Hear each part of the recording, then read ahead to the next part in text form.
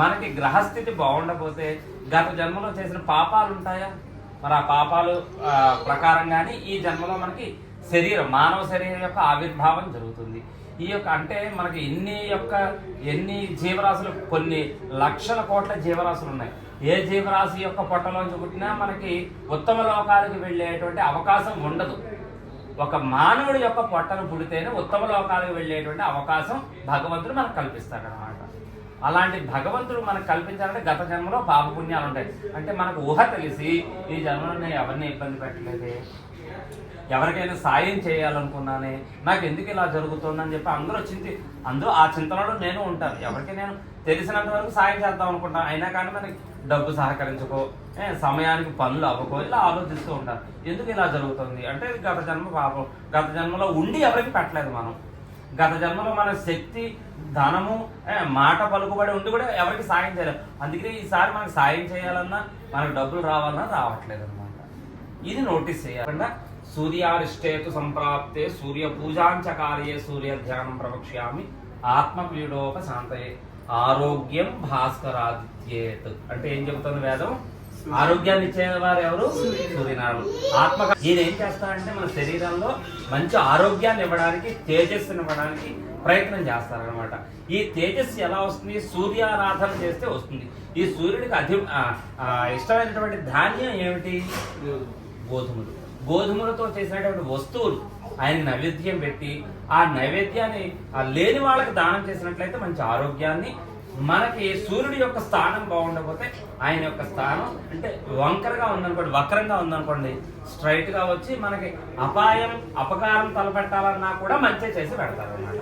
అంటే సూర్యుడికి సూర్యుడి యొక్క దేవుడు కూడా. అటువంటి సూర్యారాధన చేసి మనం ఆయన యొక్క అనుగ్రహం తీసుకుంటే మనకి ఆ సూర్యుడి ద్వారా వచ్చేటువంటి, అంటే ఎప్పుడు కూడా ఏ గ్రహాలు కానీ ఏ దేవుడు కానీ అపకారం తలపెట్టరు.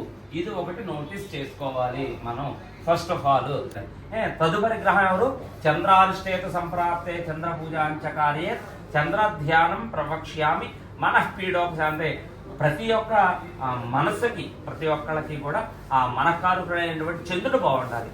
చంద్రుడు మనకి మనఃకారకుడు బాగుండలేదు అనుకోండి, మన ఆలోచన విధానం బాగుండదు, కొద్దిగా రౌద్రంగా ఉంటాం. ఆయనకి ఇష్టమైనటువంటి ద్రవ్యం ఏమిటి? ధాన్యం ఏమిటి? ధాన్యమే, బియ్యం అన్నమాట. బియ్యం తెలుపు ఉంటాయి, ధాన్యం పసుపు కలంలో ఉంటాయి. బియ్యం ఆ తెలుపు ఆయన ఈ భూమండలం మీద ఈ యొక్క చరాచర జీవరాశి అంతా కూడా బాగుండాలంటే సూర్యచంద్రుడు కారణం అనమాట. సూర్యచంద్రుడు బాగుండి మనకి పంటలు కూడా అనుకూలంగా ఉండాలంటే ఆ చంద్రుడు కారణం ఉండాలన్నమాట. రాత్రి అయ్యేసరికి మంచి పుష్పాలన్నీ కూడా పడుకుంటాయి, సూర్యోదయం అయ్యేప్పటికి వికసించుకుంటాయి. అంటే రాత్రి పునరుత్పత్తి చేసుకుంటూ ఉంటాయి అనమాట. అవి అంటే పువ్వు పూసిందనుకోండి, అది కాయ అవ్వాలంటే రాత్రి అవ్వాలన్నమాట. రాత్రి అయిన తర్వాత ఆ పువ్వు కాయ కింద తయారై మరుసటి రోజుకి పండు కింద తయారవుతుంది. అలా చంద్రుడు ఈ యొక్క ధాన్యానికి అధిపతి అనమాట. ఈ పాడి పంటలు పండాలన్నా సూర్యచంద్రులే కారణం. మనకు ఆరోగ్యం కావాలన్నా సూర్యచంద్రులే కారణం. మనం తినడానికి అన్ని కావాలంటే చంద్రుడు, ఆయన యొక్క అనుజ్ఞ మనకు ఉండాలి.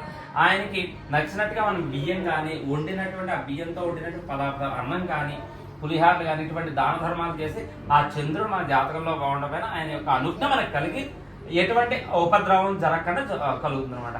అంటే చెప్తాను, మొత్తం నవగ్రహాలు మంచివే, కాకపోతే మన జాతకంలో మనకు అనుకూలంగా ఉండాలి అంటే ముందు మనం అనుకూలంగా ఉండాలి. ఎవరిని చూసినా మనం మన స్థాయిలో మనం ఎక్కడి నుంచి వచ్చాము, మన పరిస్థితి ఏంటి, మనం చిన్నవాళ్ళని ఒకలాగా, వాచ్మెన్ ఒకలాగా, బెచ్చగాడిని ఒకలాగా, కుంటివాడిని ఒకలాగా, గుడ్డివాడిని ఒకలాగా ఇలా చూడకూడదు. అందరినీ ఒకేలా చూడమని భగవంతుడు చెప్తున్నాడు. అటువంటి మనకారకుడు చంద్రుడు. కుజారిష్టేతు సంప్రాప్తే కుజ పూజాంచకార్యే కుజ ధ్యానం ప్రవక్ష్యామి రోగ పీడోపశాంతయే. మన శరీరంలో రక్తం ఎర్రగా ఉండడానికి కారకుడు ఎవరు? కుజుడు అనమాట. రక్తం రోగాలు రాకుండా ఉండడానికి కారకుడు ఎవరు? కుజుడు అనమాట. మనకు వివాహం అవ్వడానికి కారకుడు ఎవరు? కుజుడు అనమాట. మనకు సంతానం కలగడానికి కారకుడు ఎవరు? కుజుడు అనమాట. అంటే ఇవన్నీ కో ఇన్సిడెంట్ అనమాట. అనుకోకుండా కొన్ని సందర్భాల్లో ఇలా జరుగుతూ ఉంటాయి. అంటే కొంతమందికి పెళ్లి చేసుకున్న తర్వాత సుఖం ఉండదు ముందు. అంటే ఎందుకు ఉండదు? గత జన్మలో, ఇప్పుడు ఈ జన్మలో మనం కలిశారు, మరి భార్యాభర్తలు కానీ కలిశారు. గత జన్మలో ఎవరినైనా ఏడిపించి ఉంటే మరి వాళ్ళిద్దరు కూడా చిక్కపట్లు పెట్టుకోవాలి కదా. అంటే ప్రతి భార్యాభర్తలకి కూడా చిరాకులు పరాకులు ఉంటాయి. కాకపోతే ఒకళ్ళు పెరిగినప్పుడు ఒకటి తగ్గిపోయారు అనుకో. ఇప్పుడు అతను కోపం వస్తే నువ్వు తగ్గిపోవాలి, నీకు కోపం వస్తే అతను ఆ అమ్మాయి ఏదో వర్క్ టెన్షన్లో ఉంది, ఈయన ఏదో బయటకు వెళ్ళి వచ్చారని టెన్షన్. ఇద్దరు అండర్స్టాండింగ్ ఉందనుకో, మీ జీవితం, మీ దాంపత్య జీవితం చిరకాలం ఇలాగే ఉంటుంది, నూరేళ్ళు ఆయుర్దాయంతో ఇలాగే ఉంటారు. లేదు నువ్వేంటి ఎక్కువ, నేను సంపాదిస్తున్నాను కదా, నేనేంటి తక్కువ, నేను బయటకు వెళ్ళి వచ్చాను కదా అని ఇద్దరు అనుకోకూడదు. అంటే అప్పుడు ఏమిటంటే కుజుడు అనమాట. కుజుడు యొక్క మన జాతకంలో కుజస్థానం బాగుంటేనే సంతానం కానీ వివాహం కానీ కలుగుతుంది అనమాట. అటువంటి కుజుడికి ఇష్టమైనటువంటి ధాన్యం ఏంటి? కందిపప్పు అనమాట. ఆ కందులతో చేసినటువంటి పప్పు ద్రవ్యాలు కానీ, ఆ కందులతో చేసినటువంటి ద్రవ్యం ఏదైనా సరే ఆయన నివేదన చేసి అది పెట్టినట్లయితే మనకి ఆ కుజుడితో వచ్చేటువంటి దోషాలు ఏవి కూడా మనకి వర్తించవు అనమాట. అంటే ఎప్పుడు కూడా ఏ గ్రహం కూడా మనకు అపకారం ఏ దేవుడు కూడా చెయ్యరు అనమాట. అలాంటి కుజుడు ఆయన యొక్క స్థానం ఏమిటంటే చక్కగా ఈ పక్కన కూర్చుని ఉంటారు. ఆ తదుపరి గ్రహం బుధారిష్టేత సంప్రాప్తే బుధ పూజాంచకార్యేత బుధ ధ్యానం ప్రవక్ష్యామి బుద్ధి పీడోపశాంతి. బుధుడు అనేటువంటి వారు ఎవరు? బుద్ధికారకుడు అనమాట. ఆయన యొక్క బుద్ధి ఎలా ఉంటుందంటే చాలా సున్నితంగా ఉంటుంది. బుధుడు బాగుండాలి. మన జాతకంలో బుధుడు బాగోలేదు అనుకోండి, ఆయన యొక్క స్థానం బాగుండలేదు అనుకోండి, ఇలా ఉంటారు అనమాట. బుధుడు స్థానం బాగుంది అనుకోండి, వ్యాపారం బాగుంటుంది. అంటే ఒక్కొక్క గ్రహానికి ఒక్కొక్క పర్ఫార్మెన్స్ ఉంది. బుధుడు స్థానం బాగుండకపోతే కనుక నపుంసకంలా తయారవుతారు, అంటే అటు ఇటు కాకుండా ఉంటారు అనమాట. బుధుడు స్థానం బాగుంటే మనం చేసేటువంటి వృత్తి, ఉద్యోగ, వ్యాపారాలు బాగుంటాయి. ఆ బుధుడి యొక్క స్థానం బాగుంటే బుద్ధి బాగుంటుంది. అంటే దైవకంగా కూడా బుధుడి యొక్క అనుజ్ఞ ఉండాలన్నమాట. దేవుడి పనులు చేయాలన్నా, మంచి బుద్ధి కలగాలన్నా, దానం చేయాలన్నా, ధర్మం చేయాలన్నా, మనం బుద్ధిమంతుడిగా ఉండాలన్నా బుధుడు కారకుడు అనమాట. అటువంటి బుధుడికి ఇష్టమైనటువంటి ధాన్యం ఏమిటి? పెసరపప్పు, మూల్ దాల్ అంటారు కదా, అదనమాట. అంటే మీకు అర్థమయ్యే భాషలో మూల్ దాల్, మేము చెప్పే భాషలో పెసలు అనమాట. ఆ పెసరపప్పుతో చేసినటువంటి ద్రవ్యాన్ని చేసి ఆయన కనుక నైవేద్యం పెట్టి మనం ఎవరికైనా పంచినట్లయితే, అంటే పెసలు నానబెట్టి పెసరపప్పుతో ప్రసాదం చేసి పెట్టినట్లయితే విపరీతమైనటువంటి అనుజ్ఞ, ఆయన యొక్క బుద్ధి మనకి మంచి బుద్ధినిచ్చి మన జాతకంలో ఏదైనా దోషం ఉంటే అది కూడా తీసేస్తారనమాట. తదుపరి గ్రహం గురువారిష్టేత సంప్రాప్తే గురు పూజాంచకార్యే గురు ధ్యానం ప్రవక్ష్యామి పుత్రపీడోపశాంతయ. అంటే ఏమిటి? ఈ యొక్క గురుడు మన జాతకంలో బాగుండకపోతే, గురుడు యొక్క అనుజ్ఞ లేకపోతే చదువు రాదు. గురుడు కనుక మనకి సరిగ్గా లేకపోతే పుత్ర సంతానం కలగదు. గురుడు యొక్క అనుజ్ఞ లేకపోతే మనం ఉన్నత స్థాయిలో ఉండము. మన జాతకాలు రాసేది ఆ గురువు అనమాట. మన ప్రతి ఒక్క మనిషికి కూడా జాతకాలు రాసేది గురువు అనమాట. ఆయన యొక్క అనుజ్ఞ కలిగితే ఎలా ఉంటుంది తెలుసా? ప్రపంచాన్ని ఏలేసేంత శక్తి మనలోకి ప్రవేశిస్తుంది అనమాట. ఆయన యొక్క అనుజ్ఞ ఉంటే ఎలా ఉంటుంది తెలుసా? ఒకసారి అలా చూస్తే ఇలా గుర్తు పెట్టుకుంటాం అనమాట. అంటే గురుడు మన యొక్క జాతకంలో మంచి కీలక పాత్ర వహిస్తారనమాట. ఆ యొక్క గురుడికి చాలా, అంటే ఆ గురుడు యొక్క అనుజ్ఞ లేకపోతే దేవుడి పూజలు కూడా చెయ్యం అనమాట. గురుడు సద్బ్రాహ్మడు అనమాట. ఆయన యొక్క బ్రాహ్మణుడు ఏం చేస్తాడు? వేదాంగాల్ని పారాయణ చేసి వాటిని జాతకాలు రాసి ఎలా అయితే చేస్తారో ఆయన మన జాతకంలో అంత కీలక పాత్ర వహిస్తారనమాట. ఆ గురుడు యొక్క అనుజ్ఞ లేకపోతే సంపాదన కూడా ఉందన్నమాట, చదువు కూడా రాదనమాట. మనకి పుత్ర సంతానం కలగాలన్నా గురుడి యొక్క అనుజ్ఞ ఉండాలి, మంచి చదువు రావాలన్నా గురుడి యొక్క అనుజ్ఞ ఉండాలి, మంచి చదువుకునేటువంటి విజ్ఞత కావాలన్నా ఆయన యొక్క అనుజ్ఞ ఉండాలి. కాబట్టి అటువంటి గురుడికి ఇష్టమైనటువంటి ధాన్యం ఏమిటి? శనగపప్పు అనమాట. ఈ శనగపప్పు అంటే ఏంటి? బేసిన్ లడ్డూలు అంటారు కదా, అది శనగపిండితోనే తయారవుతుంది అనమాట. ఆ శనగపిండితో తయారు చేసినటువంటి పదార్థాలని ఆయనకి నైవేద్యం పెట్టి, గురుడికి నైవేద్యం పెట్టి, ఆ బేసిన్ లడ్డు కానీ శనగపిండి వస్తువులు ఏదైనా బజ్జీలు కానీ ఏవైనా చేసి ఎవరికైనా దాన ధర్మం చేసినట్లయితే ఆయన యొక్క అనుజ్ఞ మనకు తొందరగా కలుగుతుంది అనమాట. ఆయన యొక్క అనుజ్ఞ కలిగింది అంటే మనం విపరీతమైనటువంటి మేధస్సుతో ఉంటాం అనమాట. తదుపరి గ్రహం శుక్రుడు. శుక్రారిష్టేత సంప్రాప్తే శుక్ర పూజాంచకార్యే శుక్రధ్యానం ప్రవక్ష్యామి పత్ని కళత్ర పీడోపశాంతయే. ఈ యొక్క శుక్రుడి యొక్క అనుజ్ఞ ఇప్పుడు కీలక పాత్ర వహిస్తారు. ఈయన కూడా, అంటే ప్రతి ఒక్క గ్రహం కూడా మన జాతకంలో ఎంత కీలక పాత్ర వహిస్తున్నారో మీకు అర్థమవుతుందా అమ్మా? ఈ యొక్క శుక్రుడి యొక్క స్థానం బాగుండకపోతే సరైన భార్య దొరకదు. ఈ శుక్రుడి యొక్క స్థానం బాగుండకపోతే వ్యసనపరుడు అవుతాడు అనమాట. ఆ వ్యసనపరుడు అంటే ఏదైనా అవ్వచ్చు. ఇటు అమ్మాయిలతో తిరగచ్చు, ఇటు తాగుడు తాగొచ్చు, ఇటు జూతం ఆడొచ్చు, ఇటేమో రకరకాల ఆ యొక్క శుక్రుడు ఎవరికి గురువు తెలుసా మీకు? రాక్షసుల గురువు అనమాట. బ్రాహ్మడే కానీ రాక్షసుల గురువు అనమాట. శుక్లాచార్యుడు అనమాట. ఆ శుక్రుడి యొక్క అనుజ్ఞ లేకపోతే ఆ శుక్రుడు, ఈ శుక్రవారానికి అధిపతి ఎవరో తెలుసా? భృగు మహర్షి అనమాట. ఈ శుక్రవారానికి అధిపతి ఎవరో తెలుసా? లక్ష్మీదేవి అనమాట. భృగు మహర్షి ఈ యొక్క శుక్రుడికి అధిపతి. కాబట్టి ఇటువంటి శుక్రుడు మన జాతకంలో బాగుండకపోతే వ్యసనపడు, జూదాలు ఆడచ్చు, తాగచ్చు, తిరగచ్చు, అంటే ఏ పని పాఠాలు లేకుండా కూడా తిరగచ్చు, ఎలాగైనా చేసేయచ్చు. ఈ శుక్రుడు మన జాతకంలో, ఈ యొక్క శుక్రుడు చంద్రుడు కనుక అనుజ్ఞ పరిపూర్ణంగా ఉంటే తెల్లగా ఉంటారు కొంతమంది. చూస్తే అంటే అందానికి ఎవరు కారణం అంటే శుక్రుడు చంద్రుడు. తెల్లగా ఉండాలన్నా శుక్రుడే, చంద్రుడు కారణం. ఉచ్చ స్థానంలో ఉండాలన్నా శుక్రుడు చంద్రుడే కారణం. మంచి అనుకూలమైనటువంటి సహధర్మపత్రి కావాలన్నా శుక్రుడే కారణం. మీకు ఎలా చెప్తుంటే అలౌకికంగా మామూలుగా ఇక్కడ ఏం జరుగుతున్నాయి అనేది చెప్తున్నాను. మన జాతక చక్రం వేరు, చక్రంలో వేరే స్థాయిలో ఉంటారు అనమాట. అంటే మీకు ఏంటి అసలు ఆ గ్రహాల యొక్క పర్ఫార్మెన్స్ ఎలా ఉంటుంది చెప్పి, వాళ్ళ యొక్క స్థానాలు బాగుండాలి అంటే మీరు అంటే జాతక చక్రంలో చూడాలి. అంటే ఒక్కొక్కరికి ఒక రకంగా ఉంటుంది. నాకు ఎలా ఉంటే మీకు అలా ఉండొచ్చు, అలాగే. సో అంటే వాళ్ళ ఇది ఎలా ఉంటుంది మీకు చెబుతున్నాను అన్నమాట వివరంగా. ఏమండి, ఆ శుక్రుడు అనేటువంటి కళత్ర స్థానానికి కారకుడు. ఆయనకి ఇష్టమైనటువంటి ధాన్యం ఏమిటి?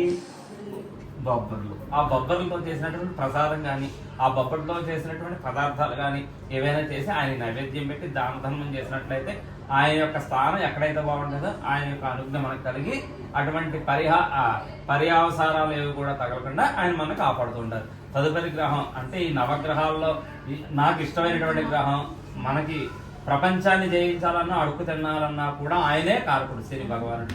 శన్యారిష్టేత సంప్రాప్తే శని పూజాంచకార్యే శని ధ్యానం ప్రవక్ష్యామి ప్రాణపీడోపశాంతయే శత్రుపీడోపశాంతయే. ఈ యొక్క శనిగ్రహం ఎలా ఉంటారంటే ఈ యొక్క జాతకంలో ప్రాణాలకు అధిపతి అనమాట. అంటే ప్రాణాలు అంటే ఆయన చంపేసే వ్యక్తి కాదండి, మహానుభావుడైన.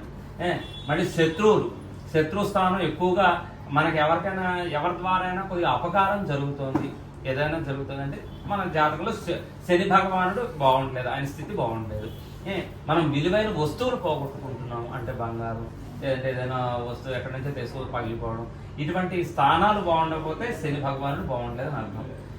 మనకి విపరీతమైన కోపం వస్తుంది, మనం అనుకున్న పనులు అవ్వట్లేదు, దాని కారకుడు ఆయన అవుతారు అనమాట.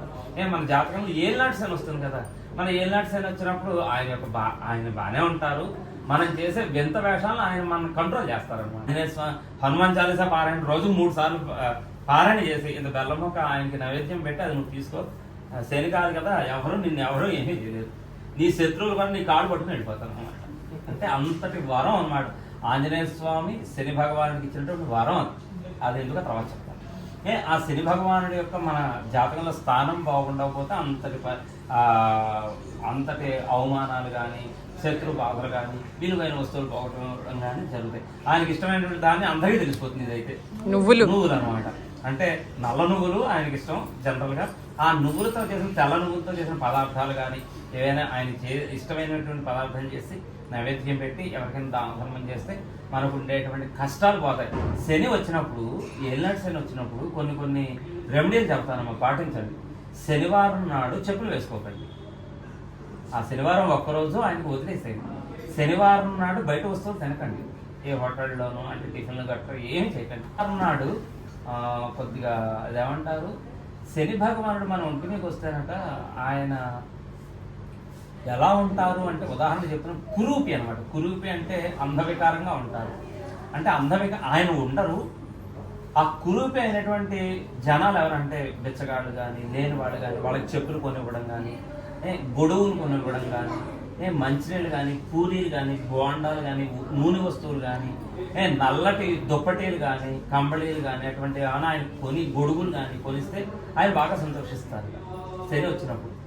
అంటే వారంలో కాకుండా నెలకు ఒకసారి అలాగా మనం పెట్టుకున్నట్లయితే ఆయన మన జోలికి రారట. అంటే నేను పెట్టేటువంటి కష్టం వాడు ఆల్రెడీ తీసేసుకున్నాడు, నేను ఇంకా వాడిని ఇబ్బంది పెట్టను, నాకున్న స్థానాన్ని కూడా వాడికి సక్రమంగా చేసి పెడతానని చెప్పి వదిలేస్తారు.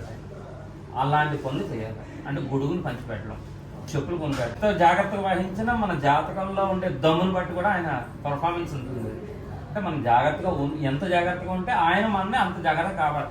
లేదు నువ్వు అంతా లెంపకాయ కొడతాడు, కూర్చోబెట్టేస్తాడు అనమాట. అంటే కూర్చోబెట్టి ఎలా కొడతాడంటే ఎక్కడ ఉన్నావో కూడా తెలియనంత దారుణంగా కొడతారనమాట ఆ శని భగవానుడు. అంత జాగ్రత్తగా మాట్లాడాలి, జాగ్రత్తగా డబ్బులు ఖర్చు పెట్టాలి, జాగ్రత్తగా ఆరోగ్యాన్ని బ్యాలెన్స్ చేసుకోవాలి ఆయన ఉన్నప్పుడు.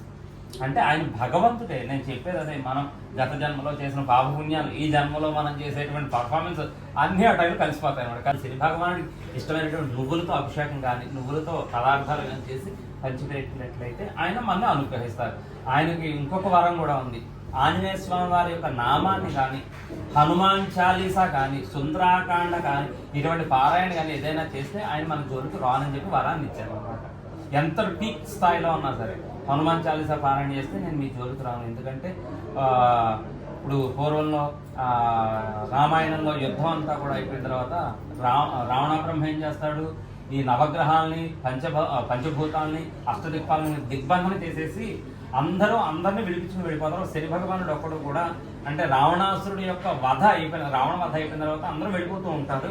శని భగవానుడు ఒక్కడు లంకలో ఆ మంత్రాలకి ఆ రావణాసురుడు పెట్టినటువంటి ఆ దిగ్బంధనంలో ఉండిపోతారు అనమాట. అంటే ఆయన విడిపించుకోలేక, అలా విడిపించుకోలేక ఆ ఆంజనేయ స్వామి లంకా దహనం అయిపోయి రావణ సంహారం అయిపోయిన తర్వాత ఇంకా అందరూ వచ్చేసారు కదా అని చెప్పి చూసుకుని ఆ లంక అంతా కూడా తిరిగి వచ్చేటువంటి సమయంలో నన్ను కాపాడిన మాటలు ఈయనకు వినపడుతూ ఉంటాయి ఆంజనేయ స్వామి వారికి. ఎవరు నన్ను కాపాడండి అని చెప్పి చూస్తున్నారని చెప్పేసి అని పిలుస్తున్నారని ఈయన వెళ్ళి చూసేప్పుడు శని భగవానుడు ఉంటాడు. అంటే ఈ ఆంజనేయ స్వామి వారికి ఏ మంత్రం కానీ, హస్త్రం కానీ, శస్త్రం కానీ కట్టుబడరు. ఆయన శక్తి అస్త్రాన్ని కూడా కట్టుబడరు, బ్రహ్మాస్త్రాన్ని కూడా కట్టుబడరు, శివాస్త్రాన్ని కూడా ఎవ్వరికీ కట్టుబడరు. ఆయన కాకపోతే వాళ్ళని గౌరవిస్తారు. ఎందుకంటే ఆ శక్తిని ఆయన గౌరవం నమస్కారం చేసుకుని ఉంటుంటారు, రామనామం చేస్తారు. అదే ఆయన విరుగుడు అనమాట. కాబట్టి ఏ అస్త్రానికి శాస్త్రం ఈయన అక్కడ అయ్యో ఉండిపోయాడు అని చెప్పేసి ఏం చేస్తారంటే వెళ్ళి, ఏమిటి ఆయన ఎక్కడ ఉండిపోయాడంటే రావణాబ్రహ్మ నన్ను కట్టేశాడు, నన్ను బయటకు తీసుకెళ్ళిన ఆయన అని చెప్పేసి ఆయన ఆ రావణాసుడు వేసిన మంత్రాన్ని ఛేదించి ఆయన అక్కడికి వెళ్ళి శని భగవాన్ బయటకు తీసుకొస్తారు. ఆయన దగ్గర ఉండగా ఆ మంత్రాలు కూడా ఆయన్ని ఏమీ చేయలేవు అనమాట. అప్పుడు శని భగవానుడు వరాన్ని ఇచ్చాడు. ఎప్పుడైతే ఏళ్ళనాటి శనిలో ఉన్నా, అష్టమ శనిలో ఉన్నా, అర్ధాష్టమ శనిలో ఉన్నా నీ నామాన్ని కానీ, నీ వ్రతాన్ని కానీ, నీ యొక్క పూజలు కానీ ఎవరైనా చేసినట్లయితే వాళ్ళ జోలికి నేను రాను, మీకు వరాన్ని ఇస్తున్నాను ఆయన అని చెప్పని అప్పటి నుంచి కూడా ఆంజనేయ స్వామికి శని భగవానుడు ఇచ్చినటువంటి వరం అనమాట. అందుకని హనుమాన్ చాలీసా పారాయణ చేయండి, ఏమీ అక్కర్లేదు, మీరు ఏమీ ఎవరు భయపడక్కర్లేదు. ఇలా ఆయన పాదాలు పట్టుకుంటే ఆయన వచ్చి మనకి సహకారం చేస్తారన్నమాట. ఏమంటే తదుపరి గ్రహం రాహువారిష్టే సంప్రాప్తే రాహు పూజాంచకారే రాహు ధ్యానం ప్రవక్ష్యామి చక్షుపీడోపశాంతి. ఈ యొక్క రాహు మన యొక్క శరీర భాగంలో కళ్ళకి అధిపతి అనమాట. అంటే కొంతమందికి కళ్ళు కనపడవు, కొంతమందికి చెవులు వినపడవు, కొంతమందికి మాటలు రావు. వీళ్ళందరి యొక్క పర్ఫార్మెన్స్కి అధిపతి ఎవరయ్యా అంటే రాహు అనమాట. ఆ రాహు యొక్క స్థానం బాగుంటేనే, ఇప్పుడు సూర్యుడు, చంద్రుడు, అంగారకుడు, బుధుడు, గురుడు, శుక్రుడు, శని, వీళ్ళ అందరూ కూడా మన జాతకంలో క్లాక్ వైజ్ తిరుగుతూ ఉంటారు, అంటే ప్రదక్షిణంగా తిరుగుతూ ఉంటారు. ఈ రాహుకేతువులు ఇద్దరు కూడా యాంటీ క్లాక్ వైజ్ తిరుగుతూ ఉంటారు అన్నమాట. ఈ యొక్క మన జాతకంలో ఈ ఇద్దరు కూడా యాంటీ క్లాక్ వైజ్ తిరిగి ఎవరి స్థానం బాగుండలేదు వాళ్ళకి వెళ్ళి షాడో పెడతారు అనమాట, నీడ. ఎప్పుడైతే వాళ్ళు నీడనిస్తారో వాళ్ళ బుద్ధి ఏం చేస్తాను, నీ బుద్ధి మారిపోయి ఏం చేస్తాను, యూటర్న్ కొట్టేస్తాం అనమాట. అంటే మన జాతకంలో అన్నీ బాగున్నా కానీ వీళ్ళిద్దరూ కూడా బాగుండాలి అనమాట. రాహుకి ఇష్టమైనటువంటి చక్షుకారకుడు కదా, ఆయనకి ఇష్టమైనటువంటి ధాన్యం ఏంటి, ఇది కూడా అందరికీ తెలుస్తుంది, మినపప్పు అనమాట. మీరు ఇడ్లీకి, దోశలకి అన్నిటికీ కారణం అయినటువంటి మినపప్పు. సున్నుండలకి ఈ యొక్క రాహు గ్రహంతో చేసినటువంటి ఈ యొక్క మినపప్పుతో చేసినటువంటి ద్రవ్యాన్ని ఆయన నైవేద్యం పెట్టి పంచిపెట్టినట్లయితే ఆయన యొక్క అనుజ్ఞ మనకి తొందరగా కలుగుతుంది అనమాట. తదుపరి గ్రహం కేతవారిష్టేత సంప్రాప్తే కేతు పూజాంచకారే కేతు ధ్యానం ప్రవక్ష్యామి జ్ఞానపీడోపశాంతయే. తదుపరి యొక్క గ్రహం కేతు అనమాట. అంటే మనం విదేశాలకు వెళ్ళి సంపాదించుకోవాలంటే కేతు యొక్క అనుజ్ఞ ఉండాలి. విదేశీయానం కలగాలంటే, అంటే విమానాలు ఎక్కాలన్నా, పక్క దేశాలు సొమ్ము తినాలన్నా, అంటే అక్కడ నేను సంపాదించుకుని వచ్చి మనం డబ్బులు ఖర్చు పెట్టాలన్నా ఆయన యొక్క అనుజ్ఞ లేనిదే విదేశాలకి ఆ విమానాలకి ఎక్కువ అనమాట. ఆయన యొక్క అనుజ్ఞ ఉండాలి. జ్ఞానం అంటే జ్ఞానం అంటే ఏమిటంటే మోక్షకారకుడు అనమాట. ఆఖరిలో మోక్షాన్ని ఇచ్చి ఉత్తమ లోకాలకు పంపించాలంటే ఆ కేతు యొక్క పర్ఫార్మెన్స్ ఉంటుంది అనమాట. ఆ కేతుకి ఇష్టమైనటువంటి ధాన్యం ఏమిటి, ఉలవలు అనమాట.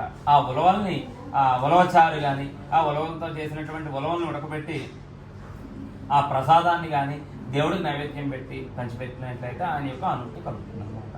అంటే మీకు జాతకాలలో ఉండేటువంటి మామూలుగా గ్రహాలు చేసే పర్ఫార్మెన్స్ చెప్పాను. ఒక్కొక్కళ్ళ జాతకం ఒక్కొక్క రీతిలో ఉంటుందండి. అంటే ఎవరికి కూడా ఒకళ్ళ సంబంధం ఉండదు. కాబట్టి ఆ యొక్క గ్రహాల యొక్క అనుజ్ఞ మనకు కలగాలంటే మనం సక్రమంగా ఉండాలి టోటల్గా. మనం సక్రమంగా ఉండాలంటే వాళ్ళు మనకు సహకరిస్తేనే మనం సక్రమంగా ఉంటాం అనమాట. ఇంతటితో నవగ్రహాల యొక్క పర్ఫార్మెన్స్ ఏంటో మనం తెలుసుకున్నాం.